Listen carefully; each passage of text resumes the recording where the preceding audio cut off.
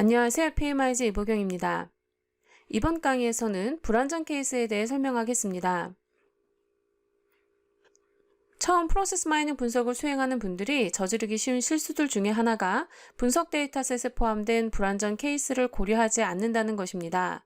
불완전 케이스의 개념을 이해하고 본격적인 분석에 들어가기 전에 불완전 케이스를 적절히 다룬다면 분석 결과의 품질을 크게 개선할 수 있습니다. 이번 강의의 목차는 다음과 같습니다.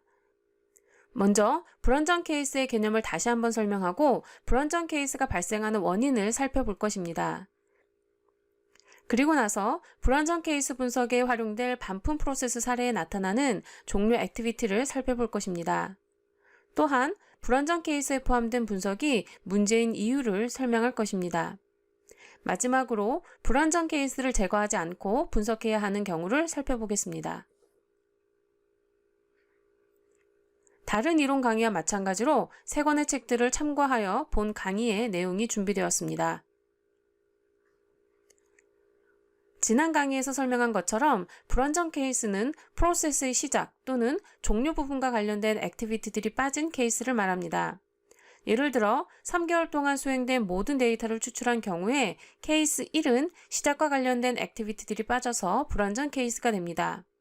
케이스 5는 종료 부분과 관련된 액티비티들이 빠져서 불완전 케이스가 됩니다. 마지막으로 케이스 10은 시작과 종료 부분과 관련된 액티비티들이 모두 빠졌기 때문에 불완전 케이스가 됩니다. 그렇다면 이러한 불완전 케이스가 발생하는 원인은 무엇일까요? 첫 번째는 이전 데이터 추출 강의에서 설명했던 것처럼 데이터 추출 방식 때문에 시작이나 종료 액티비티가 빠진 불완전 케이스가 여러분의 데이터셋에 포함될 수 있습니다. 두 번째는 불완전 케이스가 포함되지 않도록 하기 위해 IT 시스템을 구축하거나 도입한 최초 시점부터 가장 최근까지의 데이터를 모두 추출할 수 있을 것입니다. 이 경우에도 최근에 시작되어 아직 완료되지 않은 일부 케이스가 존재하기 때문에 불완전 케이스가 여러분의 데이터셋에 포함됩니다. 마지막으로 실제 프로세스의 수행이 멈춘 일부 케이스가 존재할 수 있습니다.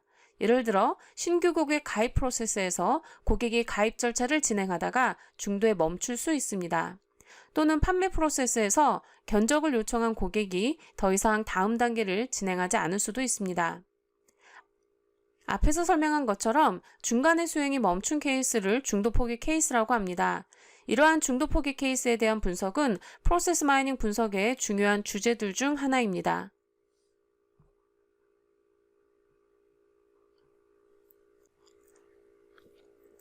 불완전 케이스 분석에 활용되는 반품 프로세스 데이터셋을 디스코에 가져와서 프로세스 맵을 발견하면 그림과 같습니다. 이 프로세스 맵에서 종료 지점으로 향하는 2개의 화살표를 살펴보겠습니다. 먼저 오더 컴플릿 액티비티가 수행된 이후에 333개의 케이스가 종료 지점으로 향하고 있습니다.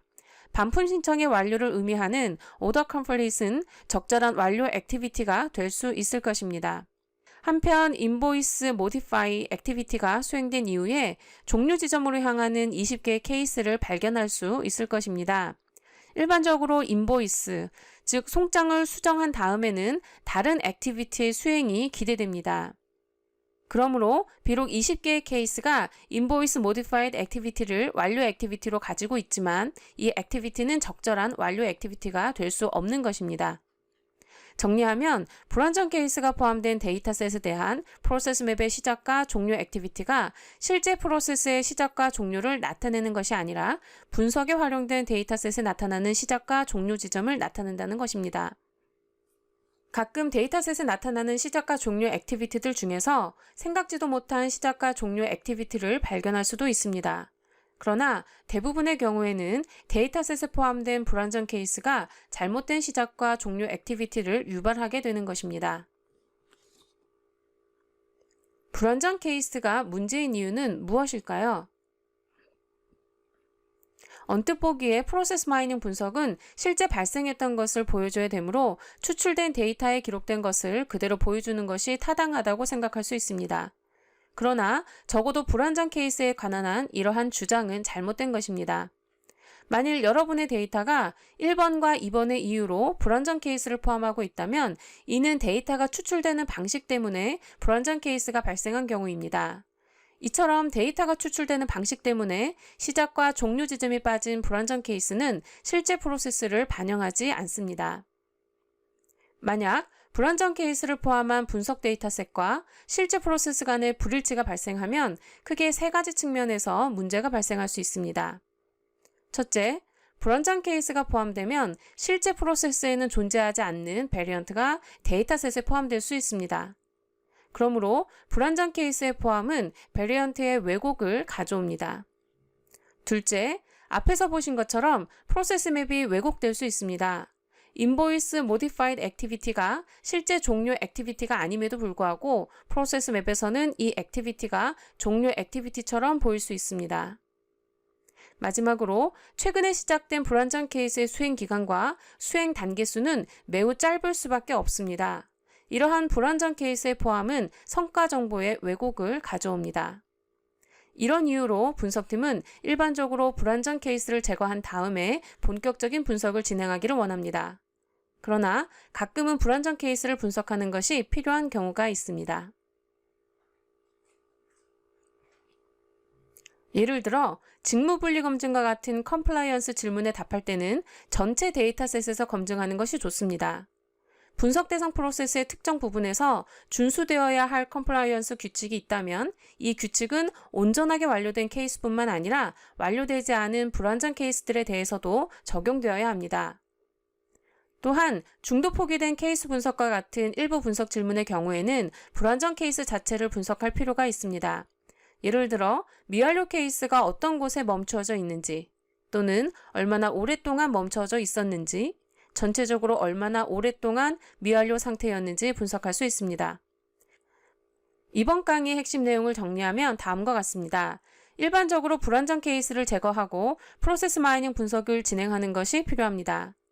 불완전 케이스 제거할 때 남은 케이스들이 여전히 분석 대상 프로세스를 대표하는가를 확인할 필요가 있습니다. 불완전 케이스 제거 후 남은 케이스가 분석 대상 프로세스를 대표할 수 없다면 여러분은 데이터 추출 단계로 되돌아가서 데이터 추출을 다시 진행해야 할 수도 있습니다. 또한 때때로 불완전 케이스 자체가 분석에 활용될 필요가 있음을 기억해야 합니다. 불완전 케이스도 컴플라이언스 관련 분석이나 중도 포기 분석에서 유용하게 활용될 수 있습니다. 다음 강의에서는 불완전 케이스 분석에 관한 실습 내용이 다루어질 것입니다. 감사합니다.